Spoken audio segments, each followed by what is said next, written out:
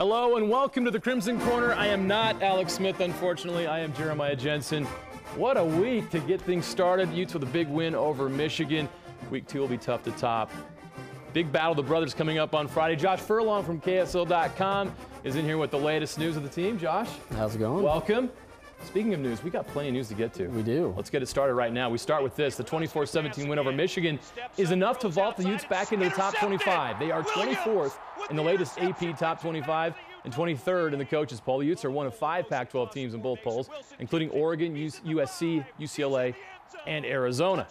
There was also big news on Labor Day regarding dismissed cornerback Dominique Hatfield. He's been reinstated to the program by Kyle Whittingham, who was suspended prior to fall camp due to 2 separate legal issues. Whittingham believes he served enough punishment and in fairness, it was time for him to come back.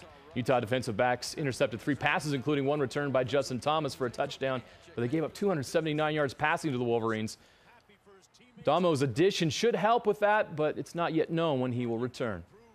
Can't give you a timeline on when he'll be ready. If he's ready this week, he'll play. If he's not ready for 3 weeks, he'll wait 3 weeks. All right, Josh.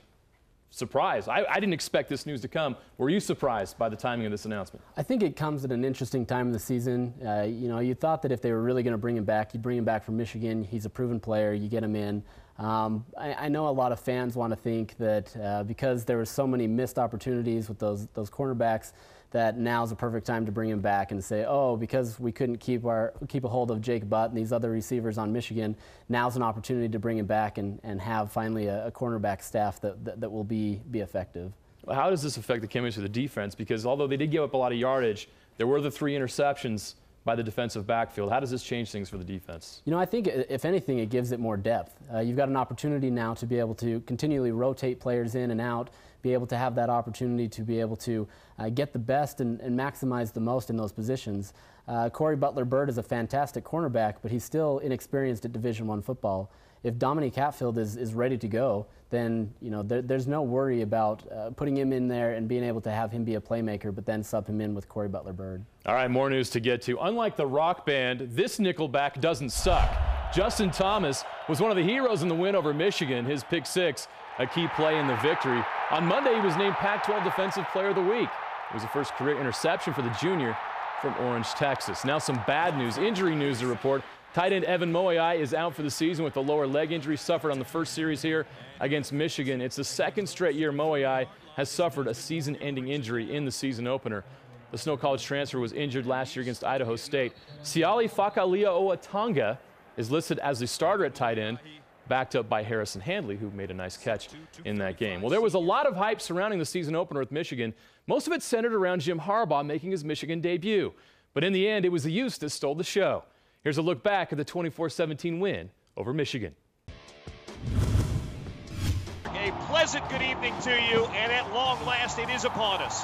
The college football season is here, and it's Utah and Michigan, a game that we have been looking forward to in this venue for so very long. Wilson will pass. He'll throw one in the flat to Booker's got it. 40, 45, 50, 45. Still on his feet. Michigan 40. And down at the Wolverine 38-yard line. The beast rumbles into Wolverine territory for a gain of 23 yards. 20-yard line's where it goes down out of the hold of Tom Hackett. Good snap, good hold. Kick is away, and it's good. Pressure coming. Drops to pass, looking outside, firing outside, intercepted! Intercepted on the outside! Looking, throwing over the middle, caught by Britton Covey. On his feet, 40 and down to the 45-yard line. His butt actually hit just before he hit the pylon. So the freshman with some big catches in the first half. Turn and a give, Booker to the end zone. Touchdown! We knew it wasn't, you know, like as they called us cupcakes, we wasn't gonna call them cupcakes, but we love cupcakes though. So, but yeah, it wasn't a cupcake game for us. We just continue to go out there and fight hard. 2nd and 10 from the 43. Rudolph's gonna pass again. Steps up, throws outside. It's intercepted. Williams with the interception brings it back to the Utah 48. Bubba Poole in motion across the formation. Wilson keeps it. He's at the 5. He's in the end zone. Touchdown. You talk about executing the details of your system. This guy's doing it to a T tonight. Rudolph to pass. A lot of time. Down the seam. Caught. Touchdown. Touchdown Wolverines. Jake Butt. 2nd and 6 from the 41 for Utah. Wilson to pass, pumping, moving, scrambling, running. Got a man outside, it's complete. Covey, 50, 45, down to the Michigan 40-yard line goes Britton Covey. Oh, look at the little man run. You like playing in the stadium, don't you? I love this stadium. It's the best. Rudock, pressure coming, fires outside, picked! It's intercepted by Thomas! He's gonna go! 20, 10, 5! It's a touchdown! It's a touchdown for Thomas! I just broke on the ball. That's all I remember. And after that, it was a rock. That means a lot, man. I prayed about this, and I just came through. They was making it seem like Harbaugh was playing the game more than his players. So really, we just continue to win out there and fought hard all night and got the W. Great win for our program. A big home opener. Crowd was fantastic. I couldn't ask more out of a Rice Eccles crowd than what we had tonight. And I think that plays to our advantage big time because I think people underestimate that haven't been here before. The clocks read 0, and Utah wins the opener tonight by a final score of 24-17.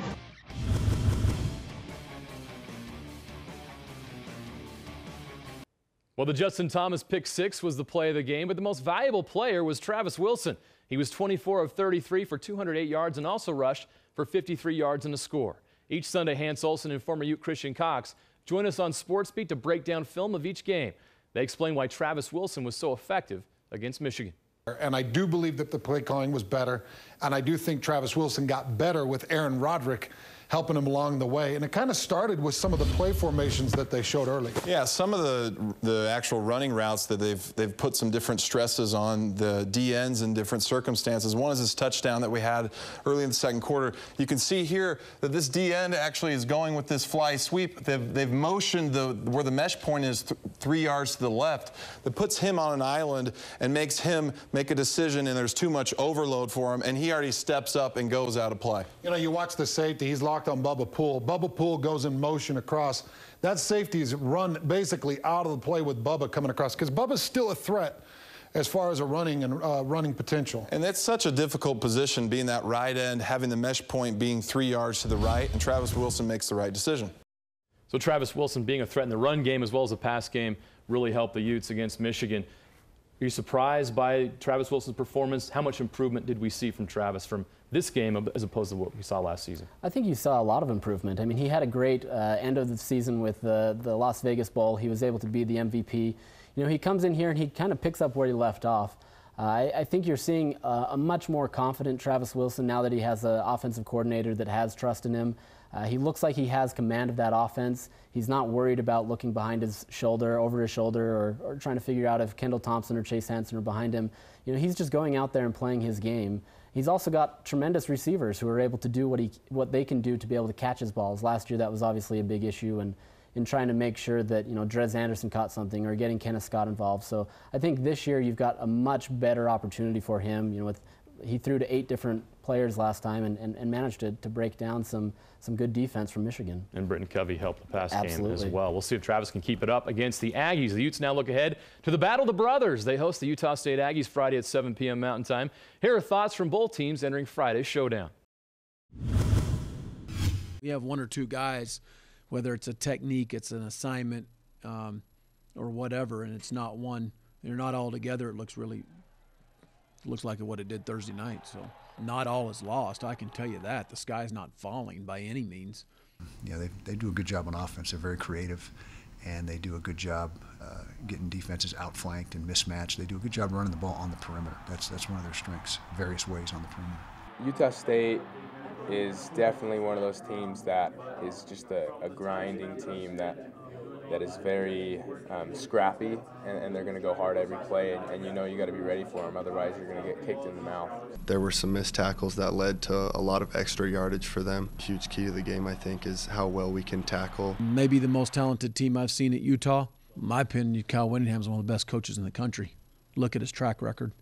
All right, so looking ahead to this game, Josh, Devontae Booker really didn't get going as much as he wanted to against Michigan in the run game.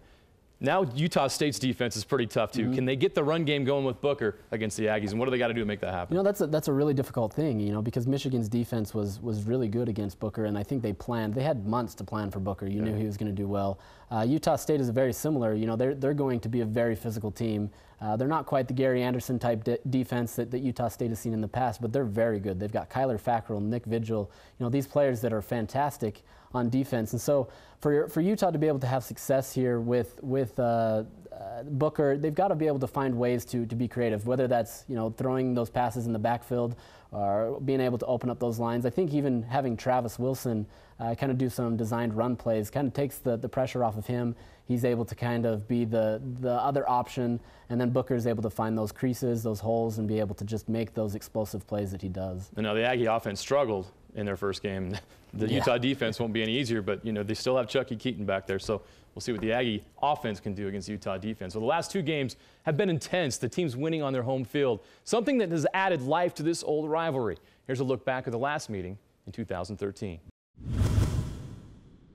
There's going to be disappointing losses, and you got to move forward. And so, you'd like to think that we were able to put it behind us, but I think it lingered for a while, without a doubt. And me personally, I didn't handle it the best. I was not resilient enough. It is a personal game. It's an in-state rivalry. We have recruited quite a few of those kids. I know a lot of those guys on that staff. It all adds intrigue, but I promise you, once the ball's kicked, you forget about all that stuff, and it's game on. We expect that they're going to be every bit as good as last year, and we have a big challenge ahead of us. It's going to be a little bit hostile. I know that for a fact, just because we came out with the win last year. Keaton in the gun, drops the pass again. Plenty of time, steps up. Now he's dropped, falls out. Orchard's got it. Nate scoops it up at the 32-yard line. He stripped it and then scooped it.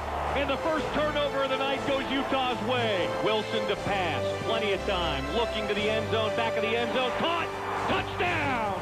It's a touchdown for Trez Anderson.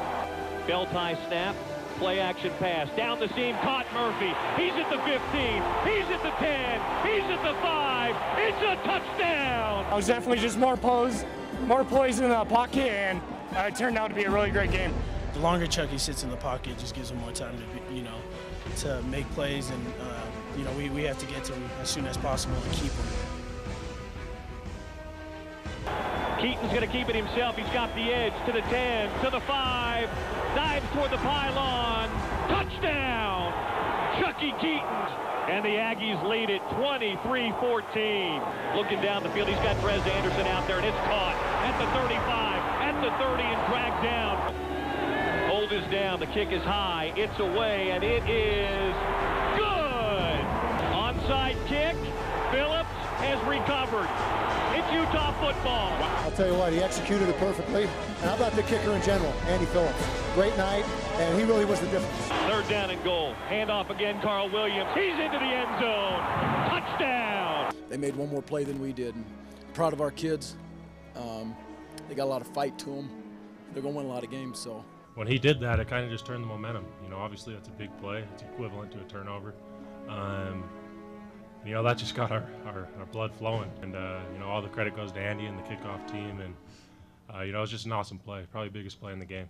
Boy, that was a great game. I expect a similar type of game on Friday night. Well, one more topic we got to hit to before we go, Josh. What happened to the Pac-12 in week one? I know it's a Pac-12 North and it's some of the teams that weren't expected to contend, but is the conference weaker than we thought, or is this just a week one thing where these teams just weren't quite ready to play? I think that's difficult because it is a season openers. You know, Arizona State had definitely the hardest game, and I don't necessarily credit their loss as a bad loss. Texas A&M is a good program. You know, they're going to be in good position. They're still going to be contending for that Pac-12 South. I think one of the things that I was most shocked by was the Washington State and Washington. You know, Washington is playing a good opponent in Boise, but at the same time, you know, they could be better. Chris Peterson, who's in there, obviously former Boise State head coach, he doesn't want to lose there. He's never really lost there. So he wants to be able to turn that team around. That was the biggest surprise to me, as well as Washington State. And Stanford. Oh, I forgot about losing Stanford. Northwestern. I know it was on the road, but I thought Stanford was a contender. I just don't understand what happened there. I watched a lot of that game and just couldn't understand why Stanford couldn't get it done. You know, they talked about Hogan coming into the season and having this fantastic year, and then they just couldn't get that offense going. It just was flat, honestly. We'll see if the Pac-12 can do better here in week 2. Well, each week on the Crimson Corner, we want to pay tribute to the many great players, games, and moments of the past that helped make Utah football what it is today. We start with Steve Smith, who may one day find himself enshrined in Canton. This will be his last year in the NFL. Here are his top 5 plays as a Ute. To the near side. And the screen to Smith. It's a nice seal block by Bendinger. Smith has room down the sideline. And Smith, still on his feet, stays in bounds. Everyone stopped as they thought he perhaps was going out of bounds, and he did not go out of bounds. He gained another 15 yards or so on the play. San Diego State's going to blitz, and you can see it's not that big of a play. It's just a curl route, and 3 guys are around him, and no one wraps him up and makes the tackle. And Steve Smith, if you don't get this guy wrapped up, he's going to break a couple tackles and just take it till the house. Smith coming up. He has it at the 30. Flag is down. There goes Steve Smith. One man to beat. Smith down the sidelines. Smith, touchdown, Utah. The low one, returnable. Smith on the run. Breaks to the outside. He's got another hole. They got a hold of him. But can anybody grab him? Steve Smith. Steve Smith is going in for another Utah touchdown. With a first down. Arsenault over the middle, complete to Matt Nickel. Fumbles the ball, and Utah picks it up. There goes Steve Smith. Steve Smith is going to score a touchdown for Utah. Smith from the 39 fumbles it, picks it up, still on his feet. Now he's going around. He beats the man around the wide side. He's got all kinds of real estate. Still on his feet. Touchdown! Wow! It's to do this one. Earlier he takes one, they don't score. Watch this. When the ball's fumbled at times, people start to run around. Take a look. We got people there running. And that is why Steve Smith is one of the greatest to ever play at the University of Utah. If you have a moment, a player, a legend, whatever you want to see on the Crimson Corner there in our Legends segment, hit me up on Twitter at JJSportsBeat and hit you up as well. JFurKSL. There you go. All right, that's enough for the Crimson Corner this week. We'll see you next week. Goodbye, everybody.